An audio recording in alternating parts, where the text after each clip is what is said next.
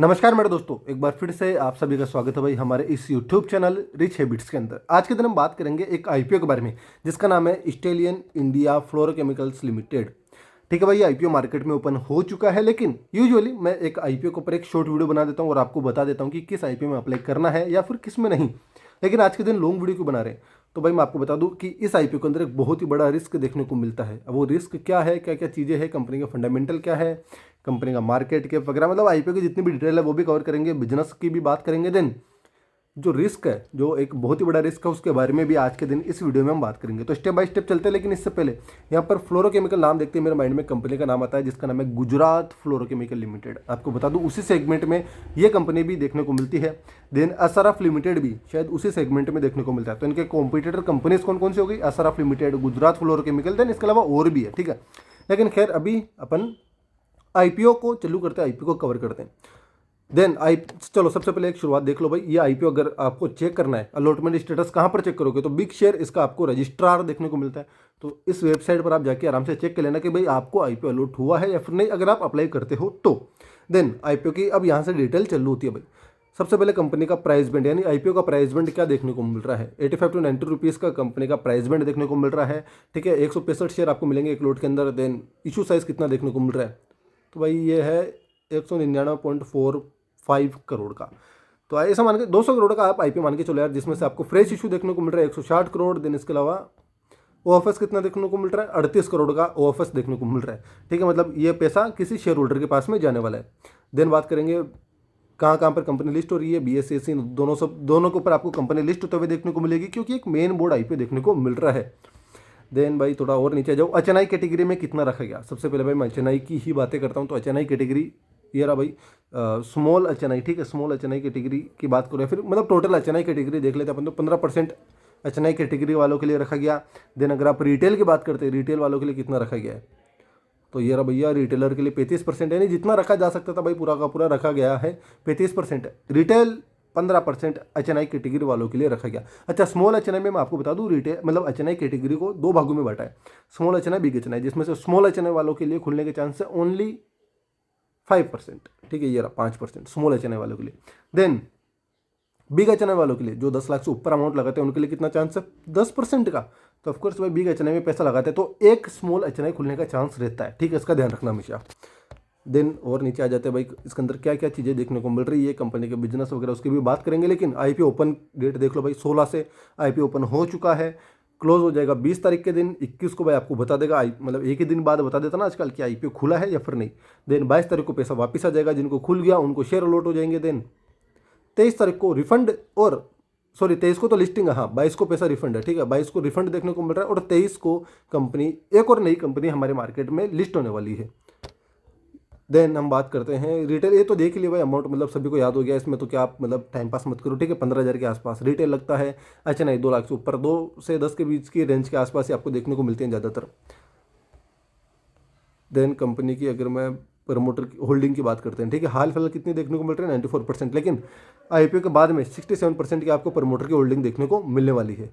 Then दोस्तों एक नज़र कंपनी के बिजनेस को ऊपर हम डालते हैं, तो आप यहाँ पर चेक कर सकते हो भाई कंपनी का बिजनेस आपको मेजरली किस में देखने को मिलता है, रेफ्रिजरेंट एंड इंडस्ट्रियल गैसेस के अंदर देखने को मिलता है। यहाँ पर कंपनी करती क्या है, तो डिबल्किंग करती है, ब्लेंडिंग करती है, और प्रोसेसिंग का काम कंपनी ये करती है।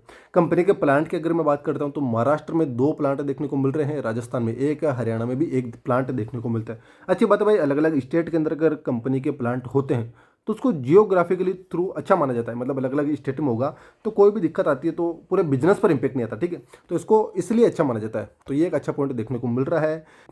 देन भाई हम बात करेंगे कंपनी के फंडामेंटल के बारे में। तो यहाँ पर भाई हमेशा मेरे को पूछते हैं कि भाई सीक्वेंस क्यों चेक करता हूँ, तो भाई देखो 22 टू 23, 23 से 24, 24 से 24, लेकिन मार्च टू सितंबर यानी 6 महीने का डाटा देखने को मिल रहा है, और ये ईयरली बेसिस का डाटा हमें देखने को मिल रहा है, इसलिए एक बार चेक करने में कोई घाटा जाता नहीं है। आसेट देख लो भाई 98 से 126, 126 से 203, 203 से 235, लेकिन 6 महीने का डाटा, ये ध्यान रखना।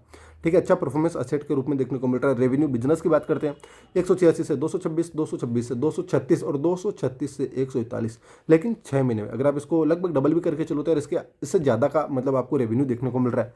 तो ठीक है भाई, अच्छा परफॉर्मेंस देखने को मिल रहा है। अगर कंपनी के नेट प्रॉफिट की बात करते हैं, प्रॉफिट आफ्टर टैक्स की बात करते हैं, 21 का 9 हो चुका है, डाउनफॉल तगड़ा आया भाई 9 से 14, इसको भी आप डाउनफॉल ही मानेंगे भाई। कंपैरिजन अगर मैं 2022 के हिसाब से करता हूँ, दिन 16 अभी भी मतलब ठीक है, हाल फिलहाल ये देखने को मिल रहा है। बाकी 6 महीने में अच्छा परफॉर्मेंस देखने को मिला है।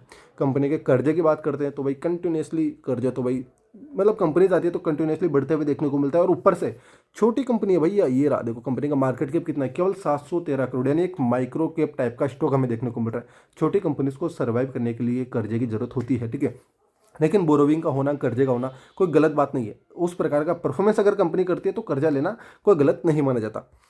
तो ये भाई इसका ध्यान रखना थोड़ा सा बस, ठीक है। 713 करोड़ यानी एक माइक्रो कैप टाइप का स्टॉक है, यानी वोलेटिलिटी आपको ज़्यादा देखने को मिल सकती है, बस इसका भी आपको पता होना चाहिए। देन भाई रेशो वगैरह देखो भाई, मैं आपको कई वीडियोज़ में बता चुका भाई कि रेशो आप चाहो तो एज ए स्टडी पर्पस पर एक नॉर्मल नज़र डाल सकते हो कि ठीक है, अच्छा भाई ROE इतना चल रहा है, ROCE इतना चल रहा है। बाकी मेन इफेक्ट फंडामेंटल में मैं इनका नहीं मानता जितना बिजनेस का मानता हूँ। देन EPS वगैरह आप चेक कर लो, PE कितना देखने को मिल रहा है, ठीक है। देन हम बात करते हैं इनका जो रीज़न क्या है IPO लेके आने का। भाई नॉर्मल रीज़न होते हैं, हर बार क्या होता है मतलब बिना देखे आप बोल सकते हो, ठीक है, जनरल कॉर्पोरेट पर्पस होता है, एक्सपेंडिचर होता है कंपनीज का, ठीक है, तो वही चीज़ें देखने को मिलती है। देन क्या करेंगे भाई, इस फंडिंग का करेंगे क्या क्या क्या बता रहे हैं, ठीक है। इनके जो कैपिटल रिक्वायरमेंट उनको पूरा करने की बात कर रहे हैं, ठीक है। देन इनके एक्सपेंडिचर की बात करें कहाँ पर, महाराष्ट्र के अंदर, इसी प्रकार से आंध्र प्रदेश में भी, ठीक है, वहाँ पर भी इन्हीं की बातें कर रही हैं कि भाई कैपिटल एक्सपेंडिचर हम करेंगे जनरल कॉर्पोरेट पर्पस। ये लाइन तो फिक्स है, मतलब कोई भी IPO आओ आप सभी के अंदर ये नाम आप मतलब ये जो पॉइंट है ना 4th नंबर वाला, ये फिक्स देखने को मिलता है, ठीक है।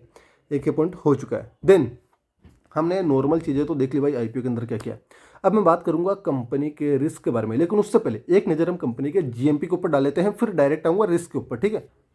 तो दोस्तों अब हम आ चुके हैं कंपनी के ग्रे मार्केट प्रीमियम के ऊपर, ठीक है। हाल फिलहाल कंपनी का GMP आपको 44% का देखने को मिल रहा है, ठीक है। जब मैंने फर्स्ट टाइम देखा था प्री अप्लाई के टाइम इसका प्रीमियम था 52% के आसपास। देन अभी ये डाउनफॉल का सामना कर रहा है, लेकिन प्रीमियम कैसा देखने को मिल रहा है, तो भाई प्रीमियम अच्छा देखने को मिल रहा है, ठीक है, मतलब इतना ज़्यादा बुरा देखने को नहीं मिल रहा है और गिरावट भी कोई इतनी ज़्यादा देखने को नहीं मिल रही। तो दोस्तों फाइनली अब हम बात करेंगे इस IPO के रिस्क के बारे में। तो आपको पता है भाई ये IPO 20 तारीख के दिन बंद होगा और 20 ही के दिन डोनाल्ड ट्रंप भी अपना शपथ ग्रहण का समारोह जो भी उनका प्रोसेस होता है वो उस दिन करने वाले। अब मार्केट में खबरें ये है कि डोनाल्ड ट्रंप जब अपना पद संभालेंगे तो उसके बाद वो कुछ बड़े डिसीजन लेने वाले हैं जिसका हमारे मार्केट पर सीधा सा नेगेटिव इंपैक्ट आने वाला है। और अगर ऐसा होता है और मार्केट में गिरावट आती है तो GMP पर भी इसका पूरा का पूरा इम्पैक्ट देखने को मिल सकता है, यानी ग्रे मार्केट प्रीमियम और भी गिर सकता है और क्या पता कंपनी माइनस में भी लिस्ट हो जाए। ऑफकोर्स हो सकता है भाई, शेयर मार्केट के अंदर गारंटी जैसा कोई शब्द नहीं होता कि भाई GMP अभी 44% चल रहा है तो भाई इतना तो दो, ऐसा कुछ नहीं था। अभी हाल ही में हमने देखा 72% जिनका GMP था भाई 18% के आसपास कंपनी लिस्ट हो रही है। तो मार्केट में कुछ भी संभव है भाई, जबकि केवल 3 दिन गिरावट आई थी उसके बावजूद। तो देखते हैं डोनाल्ड ट्रंप अगर कुछ उल्टा सीधा मतलब बोलते हैं ना हमारे मार्केट के हिसाब से कुछ गलत बात ना करे जो हमें बुरा लगे। अगर ऐसा नहीं होता तो अच्छा है भाई, IPO अच्छा हो सकता है। तो इस IPO से मैं क्या बोलूँगा कि भाई आप HNI कैटेगरी को चाहो तो अवॉइड कर सकते हो, चाहो तो भाई मैं कोई रिकमेंडेशन नहीं दे सकता, पर्सनली मैं अवॉइड करूँगा और इस बार मैं रिटेल कैटेगरी में जाना चाहूँगा। और ठीक है भाई, मतलब कभी कभार ऐसा नहीं होता कि हर बार ही पैसा इन्वेस्ट किया जाए, कभी कभार ना करना भी एक इन्वेस्टमेंट होती है। तो ठीक है, आज के लिए तो इतना ही, मिलते हैं नेक्स्ट वीडियो के अंदर। और आप भी मुझे कमेंट में बताना कि आप इस IPO में अप्लाई कर रहे हो या फिर नहीं, और अगर कर रहे हो तो किस कैटेगरी में आप अप्लाई करने वाले हो। तो बस दोस्तों आज के लिए इतना ही, मिलते हैं नेक्स्ट वीडियो के अंदर। जय हिंद गाइस।